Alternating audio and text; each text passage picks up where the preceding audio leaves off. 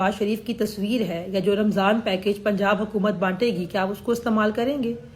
तो जिन पैसों से ये सारे काम होंगे, क्या वो पैसा मरियम नवाज की वालिदा का जहेज का पैसा है या मरियम के बाप का पैसा है? अस्सलाम वालेकुम मैडम जी, सब तो पहले ये दसो कि ਜਿਹੜੀ सेहत कार्ड ਦੇ ਉੱਤੇ ਖਾਨ ਸਾਹਿਬ ਦੀ ਤਸਵੀਰ ਲੱਗੀ ਹੈ, ਉਹ ਜਿਹੜਾ ਇੱਕ ਬੰਦਾ 35000 ਦੀ ਕੰਜਰੀ ਖਰੀਦ ਕੇ ਲਿਆਇਆ ਸੀ ਅਫਗਾਨਿਸਤਾਨ ਚੋਂ, ਉਹਦੇ ਘਰਦਿਆਂ ਨੇ ਦਿੱਤੇ ਸੀਗੇ, ਉਹਦਾ ਜਹੇਜ਼ ਵੇਚ ਕੇ ਲੱਗੇ ਸਨ, ਜਾਂ ਜਿਹੜੀਆਂ ਕੰਜਰੀਆਂ ਡੀ ਚੌਕ ਦੇ ਵਿੱਚ ਟਾਪ ਕਲਾਸ ਦੀਆਂ ਨੱਚੀਆਂ ਸੀ, ਉਹਨਾਂ ਦੇ ਸਿਰ ਦੇ ਉੱਤੋਂ ਵੇਲਾ ਹੋਈ ਸੀ, ਉਹ ਟੈਕਸ ਦਾ ਪੈਸਾ ਨਹੀਂ ਸੀ। सेहत कार्ड ਜਿਹੜਾ ਖਾਨ ਸਾਹਿਬ ਨੇ ਬਣਾਇਆ, ਤੁਸੀਂ ਇਹ ਮੈਨੂੰ ਦੱਸੋ ਆਪਣਾ ਫੇਵਰਿਟ ਸਾਈਕਲ ਵੇਚ ਕੇ ਬਣਾਇਆ ਜਿੱਥੇ ਵਜ਼ੀਰ ਆਜ਼ਮ ਹਾਊਸ ਜਾਂਦੇ ਸਨ, ਜਾਂ ਆਪਣੀ ਬਾਜੀ ਦੀਆਂ ਸਲਾਈ ਮਸ਼ੀਨਾਂ ਵੇਚ ਕੇ ਉਹਨਾਂ ਨੇ ਬਣਾਇਆ?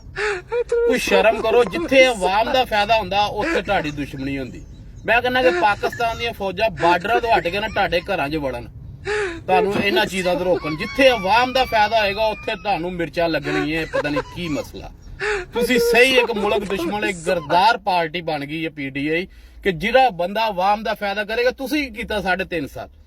खान की कमीज देखो, खान की टोर देखो, खान की कमीज में 2 सराख है, खान साहब पिशौरी चप्पल पहनते हैं। हुण जाके तुसी अडियाला जेल वेखो कि वह घड़ी चोर दी छित्तर खा खा के ढोई लाल होई कि नहीं, तुहाडा दिमाग सेट हो जाएगा। इस दुनिया का सबसे बदबूदार और मुनाफिक शख्स पता है कौन है? वो शख्स जो आपसे फायदे भी उठाए और आपकी मुखालफत भी करे।